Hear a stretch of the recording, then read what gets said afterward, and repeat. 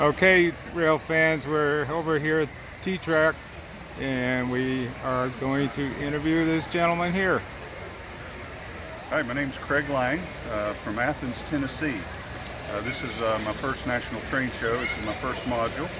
I've been modeling in scale since the early 80s when I was in high school and college.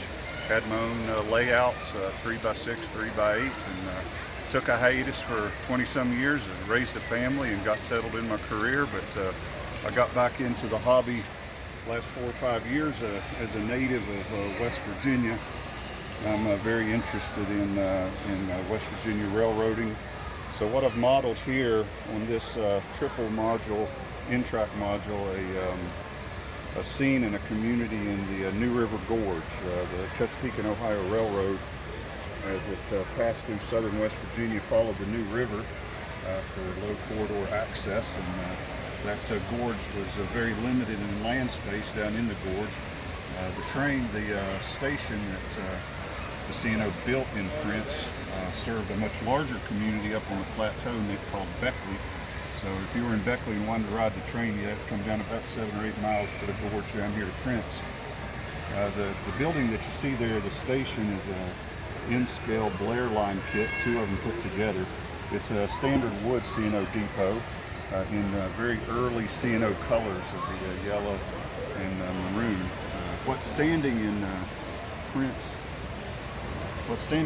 today is a 1946 brick Art Deco building that I'm in the process of modeling, and it was the only Art Deco brick building the C&O built on their lines. And so the house that you see in the distance is a scratch-built house based on a 1946 photograph and a couple modern-day photographs. Actually, I'm a graduate of the University of Tennessee. If you'll notice at the house, you see some orange and white flowers in the front. That's to kind of represent the orange, the big orange of Tennessee volunteers. So most of the trees are super trees, fine leaf foliage from woodland scenics, some lichen. That building there isn't actually prototypical for that site. There's a much more modern house there, but I really like the Woodland Scenics mobile home. And that right there, a mobile home up on a hill, really represents West Virginia. And that building there is called the Prince Paquette. The Prince Paquette was a little grocery store that actually existed just to the right a little bit, but it doesn't exist anymore. What stands right there is a general store on the National Register of Historic Places, the Prince Brothers General Store. So I'm in the process of scratch building that.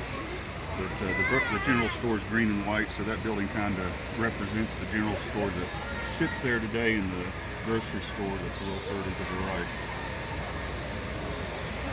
I thought it was important modeling the New River Gorge to represent the river, the gorge bottom, the river up to the top, with the backdrop showing the ridge top. And what kind of material did you use for the river? The river is a Woodland Scenics Deepwater Pour Murky with a tints of moss green and turquoise, I believe. Now you'll see here in the photograph 3 crosses. That's a very prototypical West Virginia scene. In the 80s, a reverend in West Virginia started building these crosses across the landscape. There's about 2,000 of them across the country. Most of them are in West Virginia, but many of them are in unique places. One of the most unique places is on a rock in the Gauley River, about 15 miles downriver from Prince. So since my mom went to high school at Gauley Bridge, and that crosses on the rock is very iconic for West Virginia, I just moved it upstream a little bit. Well, your module is really fantastic, and well, thank you. It looks like this is the general area. This is where the Prince is. Yes, along the C&O main line. Yeah, that's an old map of the C&O system, just right there in the south central part of West Virginia, right on the main line. The station at Prince today still is an Amtrak station on the Amtrak Cardinal line, and Amtrak comes through there twice a week. One of the most noteworthy things about it is nearby Prince, up on the plateau near Beckley, the Boy Scouts of America built a huge reserve, the Bechtel Reserve, and so when scouts come to their national meetings last year and in the future, if they come by train and come by Amtrak, they'll come to the print station. And what backdrop did you use? Well, that's actually a photograph about an hour from my house in East Tennessee, near Spring City, Tennessee.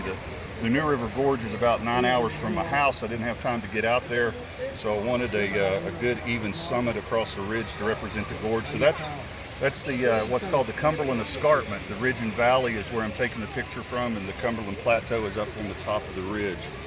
So that closest thing to my house that represented kind of an even ridge across the top.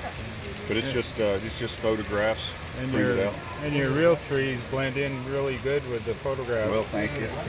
Just a little bit of manipulation on the computer to make them match. But So it looks like a few people liked your module in order enough to give you an award well, here. thank you, sir.